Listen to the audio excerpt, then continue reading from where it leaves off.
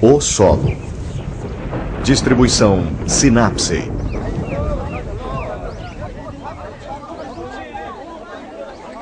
Fazendeiros de várias partes do mundo se reúnem. Eles colocam arroz cozido em sacos de cebola ou em caixas de cedro.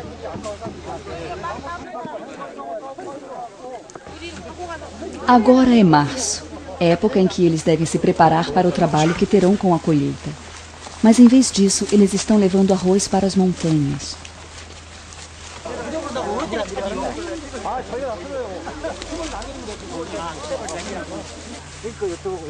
Eles param num campo de bambu. Depois de cavarem com as enxadas, eles enterram os sacos e as caixas de arroz que trouxeram.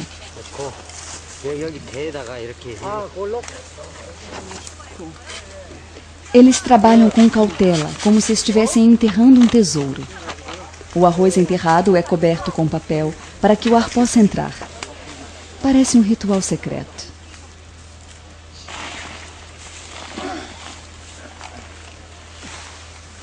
Uma parte do solo está coberta de arroz. É como um caminho de neve de arroz entre os bambus. Finalmente, o local é coberto com folhas caídas das árvores. Agora se tornou um segredo entre os fazendeiros e o solo.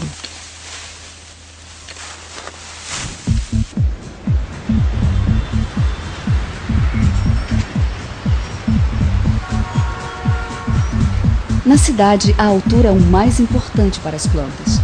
Ao saírem da terra, as plantas crescem verticalmente e não param de subir.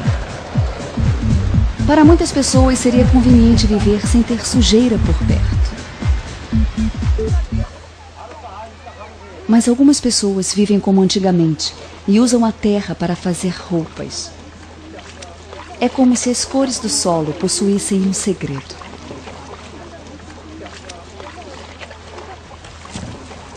Algumas pessoas usam a terra para curar doenças, como o eczema. A cura vem em poucos dias, graças às propriedades misteriosas do solo. A terra também é usada para fazer vasos. O solo não tem uma forma específica, mas pode assumir milhares de formas, dependendo das mãos de quem for moldá-lo. Dar forma a alguma coisa é uma propriedade essencial da terra. Aqui é usada para emassar a parede. O solo é destruído, explorado e tratado. Ele está presente em todos os aspectos da vida humana, apesar de não ser reconhecido. Essa é a natureza do solo.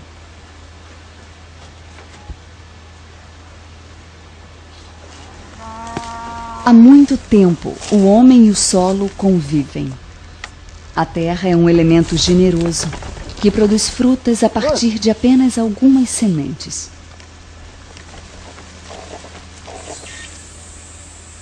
Outros seres sabem muito bem disso.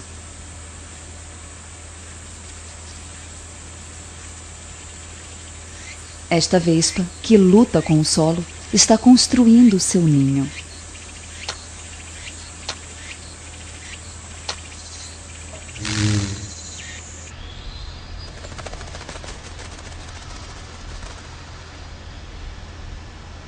Na primavera, as andorinhas também constroem seus lares, em vez de procurarem comida.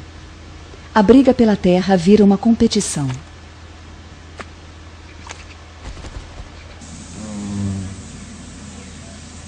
A vespa solitária constrói sua casa em forma de cano. O fato de usar sua própria saliva para emassar o solo é uma dádiva.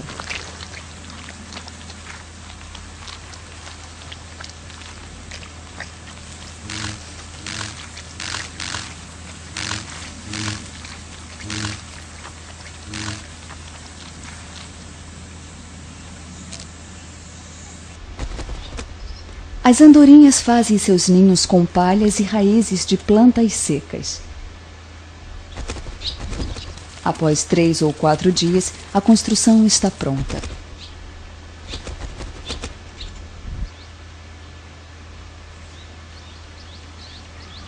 O martim pescador constrói seu ninho dentro de um rochedo de terra. Ele acaba de esconder um tesouro precioso no solo. Uma ninhada inteira foi escondida neste muro de terra. Mas as formas de manipular o solo vão muito além disso.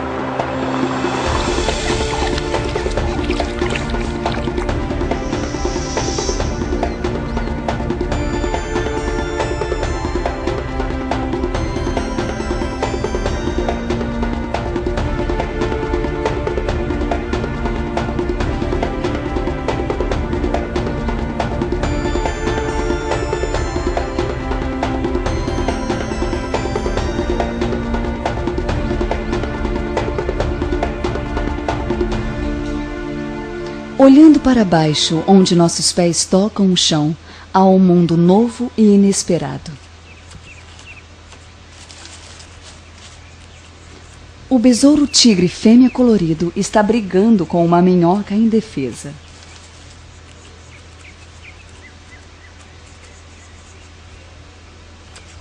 E o besouro tigre macho só pensa em acasalar.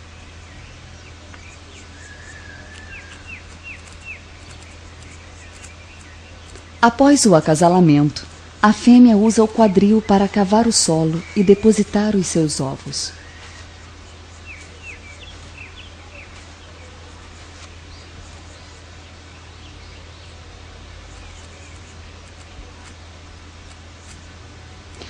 O solo agora é como um ventre que acolhe um ser vivo de 2,5 milímetros de diâmetro. Abaixo do solo, encontra-se o refúgio de seres pequenos que usam a terra como esconderijo contra predadores e como um abrigo onde criam suas proles. Há mais de 150 mil seres vivos em apenas 1 metro quadrado de solo, incluindo ovos de insetos, larvas e adultos.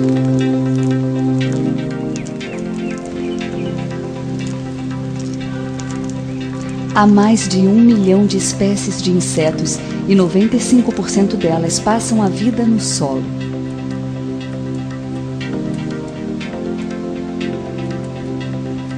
Uma minhoca sai de um ovo que lembra um grão de arroz. Apesar de estar amarela, a minhoca ficará avermelhada ao absorver o ferro oxidado do solo. Ela passará a vida toda rastejando no solo.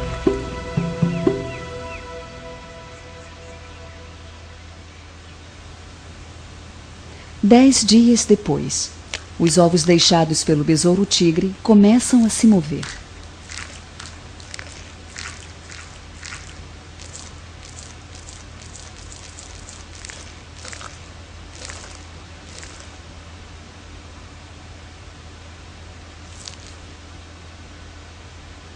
A cabeça é enorme comparada ao resto do corpo.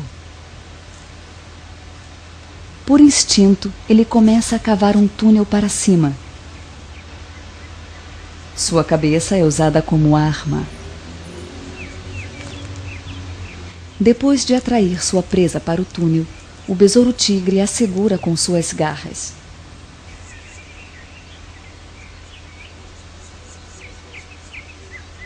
Debaixo desta pedra grande, onde as folhas não conseguem chegar, há muitos buracos pequenos.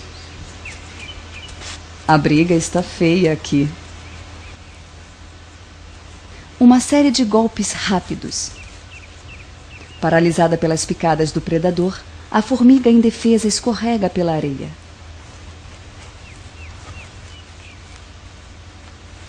A vencedora desta batalha é a formiga-leão, ou a larva da formiga-leão, que possui uma garra afiada e poderosa. O seu corpo age como um radar e é super sensível. a formiga-leão faz uma armadilha em forma de funil na terra seca que encontrou na sombra.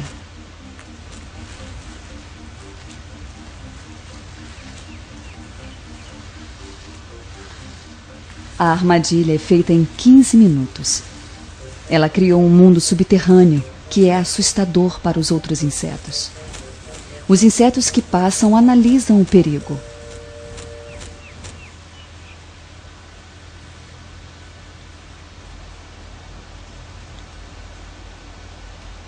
Enquanto isso, uma outra batalha acontece no ar.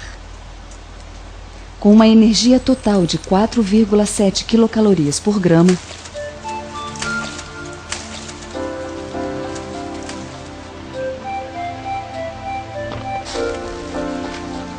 as árvores marcam o território com suas folhas caídas.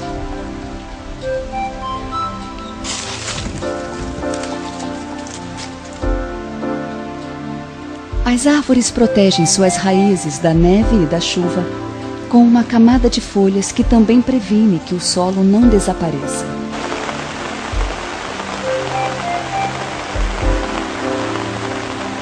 E as raízes absorvem a energia das folhas depois que estas se decompõem no solo.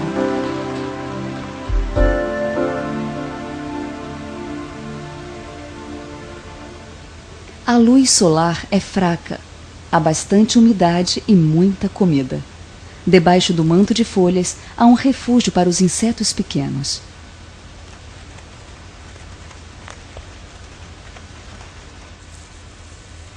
O miriápode, que tem 2 pares de patas em cada segmento do seu corpo, se alimenta de plantas mortas.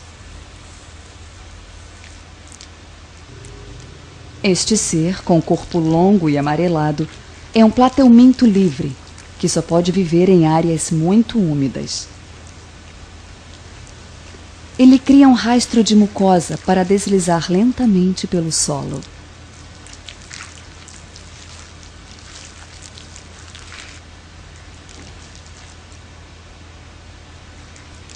Gastrópodes, assim como as lesmas, também gostam de lugares escuros e úmidos. Este animal desliza pelo muco que sai da secreção de suas patas. Usando sua rádula, uma espécie de língua que funciona como dente, não há nada que este animal não consiga comer, desde musgos a folhas decompostas nos troncos das árvores. Este também é o lar de seres que gostam de mofo, bactérias e algas, de pequenos insetos sem asas, chamados calêmbulos, a traças microscópicas. Existe comida por todos os lados e a mesa está posta. O único trabalho que eles têm é limpar os restos. Graças a isso, o solo fica limpo e os nutrientes podem circular mais rapidamente.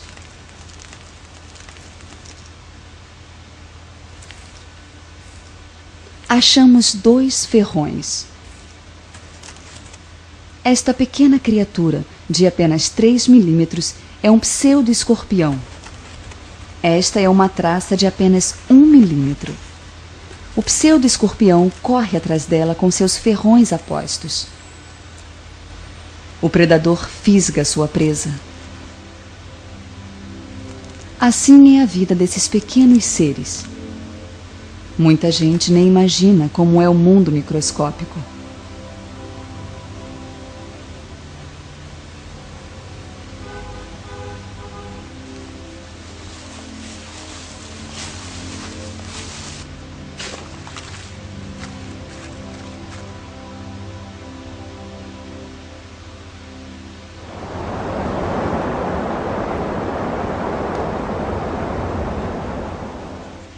Alguns desses seres vivem a vida toda debaixo do solo.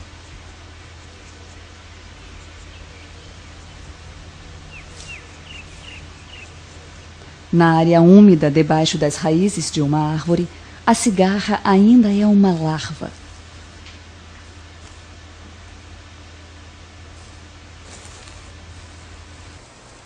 Seu corpo é longo e branco. Esta é a larva de um besouro com pintas brancas. Ele nasceu há 6 meses. Esta fase é crucial. Passou um mês vivendo num casulo. Ele renasceu para se transformar num besouro com pintas brancas adulto.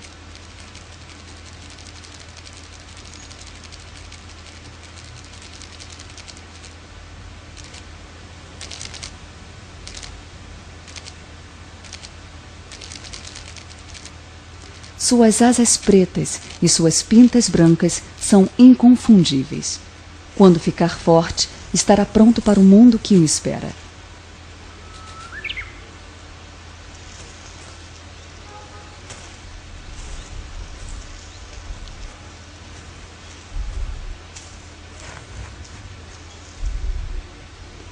Foram 3 estações no solo.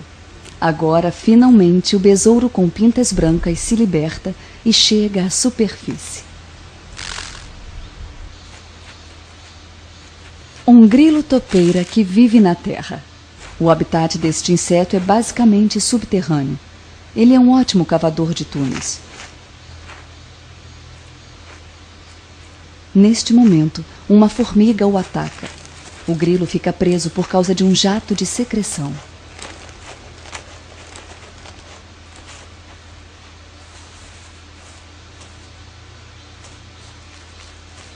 Ele vai para cima e para baixo, para frente e para trás. Com este movimento, se desenterra e sai.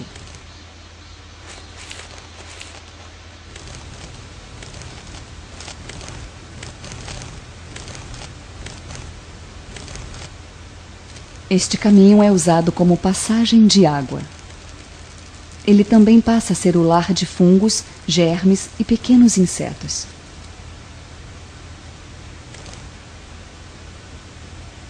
Pôr ovos, eclodir, alimentar-se e caçar. A vida do grilo topeira é basicamente subterrânea. Graças ao seu habitat subterrâneo, o solo respira.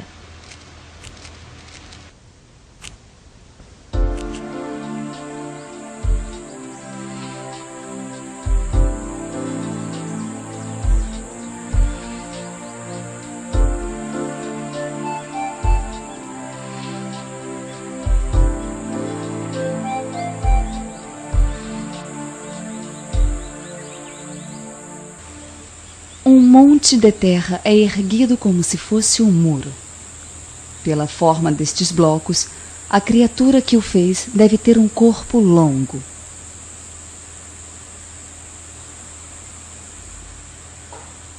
O responsável por esta construção deve morar por perto. É uma minhoca.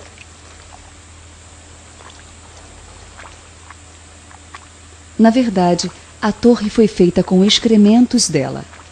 É uma torre feita de terra com blocos do tamanho de um feijão.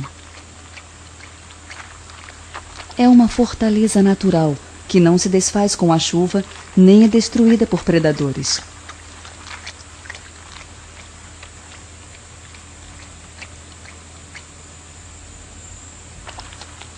Às vezes, ela faz montes grandes para que a entrada fique fechada quando estiver lá embaixo.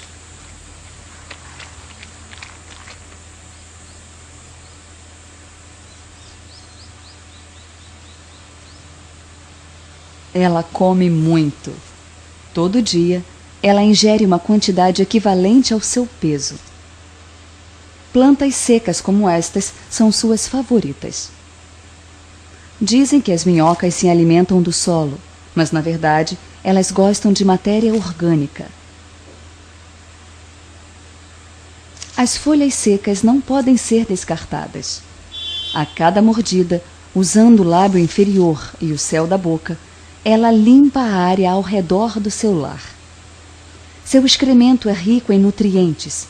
Por isso, o solo onde vivem as minhocas é rico e a terra é fértil, repleta de nutrientes.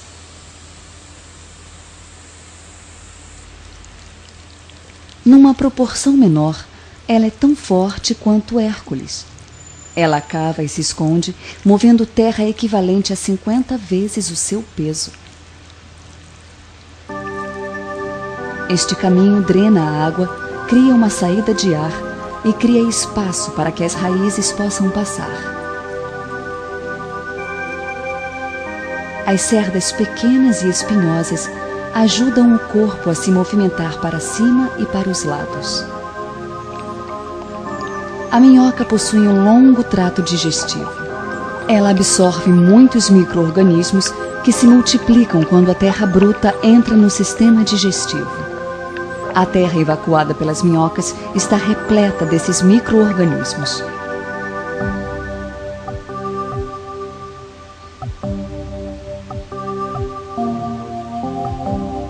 As ferramentas usadas pelos homens não são capazes de cavar mais do que 30 centímetros abaixo do solo, mas as minhocas conseguem cavar até 1 metro, ou até 3 metros na época de hibernação. A minhoca é, de fato, a melhor cavadora do reino animal.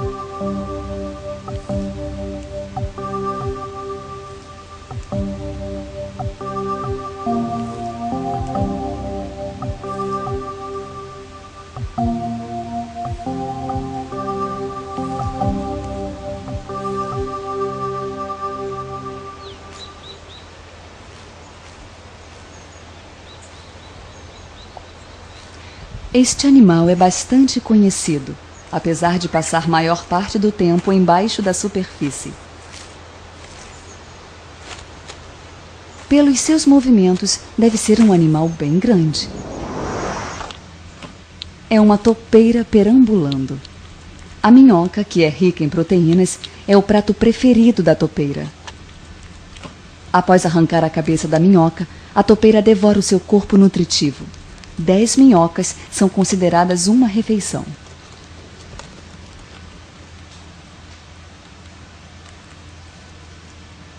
Seus olhos não são eficientes. Ela é praticamente cega. Porém, seu nariz longo permite que detecte a comida a 5 centímetros de profundidade.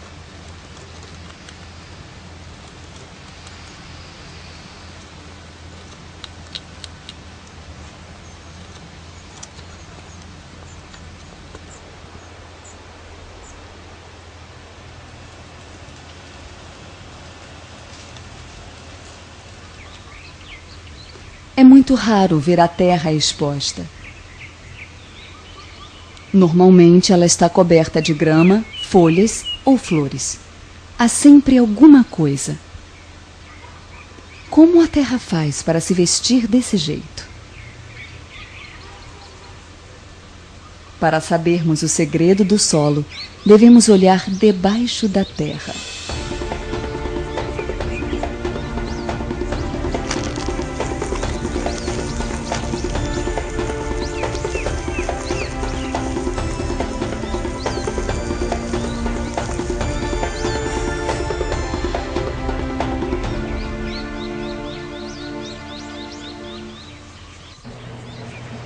Talvez seja necessária a ajuda da ciência para vermos o que acontece debaixo da terra. Após diluirmos a terra com água a 1/1000º de sua densidade normal, colocamos uma gota dentro de um prato. É apenas uma gota, mas é um mundo inteiro além da nossa imaginação.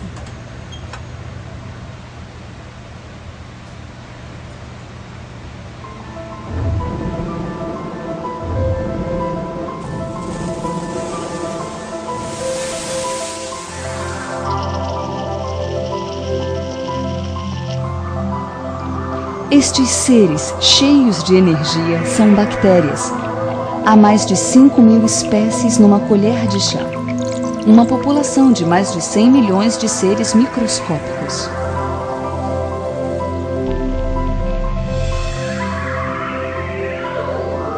Eles procuram um lugar decente para viver, com oxigênio e temperatura ideal.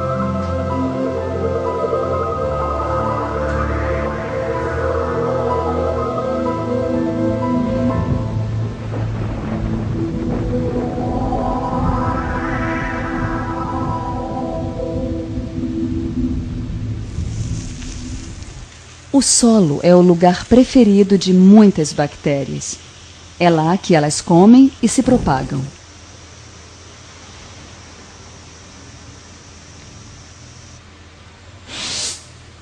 Isto tem 15 milionésimos de centímetro. É um número muito pequeno de se imaginar. A bactéria toca o solo e já faz parte dele. Este organismo se alimenta de ácido fosfórico. Quando há uma abundância desta substância no solo, a bactéria se torna essencial para reduzir sua quantidade. Um parasita interno que foi tratado com grande quantidade de fosfato e fertilizante.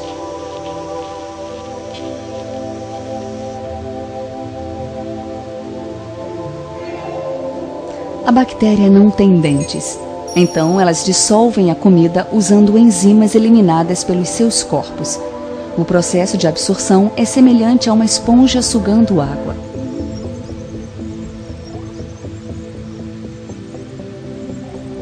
A estratégia de sobrevivência da bactéria depende de números e não de tamanho.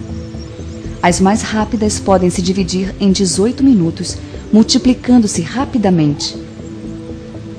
Com a combinação certa de comida, temperatura e umidade, elas podem cobrir todo o planeta em apenas 2 dias.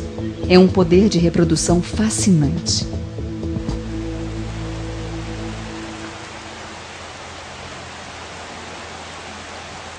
Depois da chuva, as montanhas emitem um odor do solo. Isto acontece por causa de uma substância chamada geosmina, emitida pelos actinomicetos. A reprodução é feita com germes como este. Muitos micro-organismos crescem debaixo de folhas secas e úmidas. Os organismos mais brancos são as hifas, que são massas de fungos filamentosos. Vistos separadamente, eles são muito pequenos.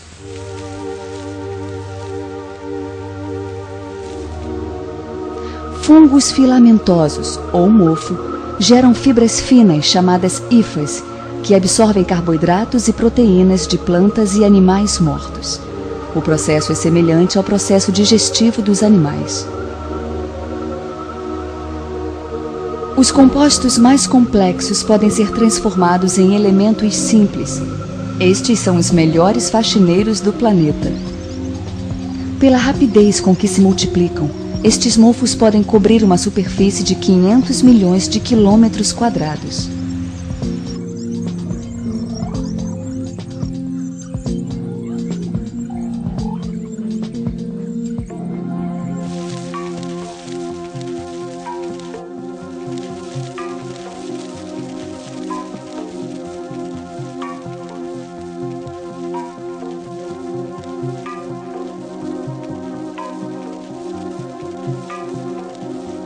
Os germes possuem várias cores.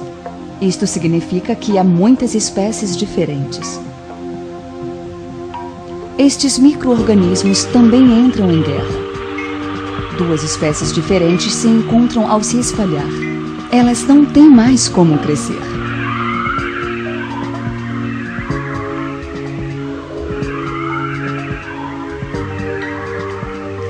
É o antagonismo, a interferência no processo químico de outro micro-organismo que mantém a evolução da espécie.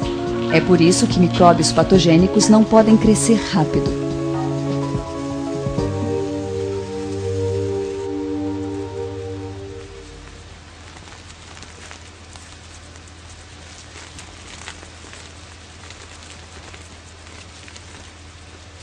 Outro fator importante para a evolução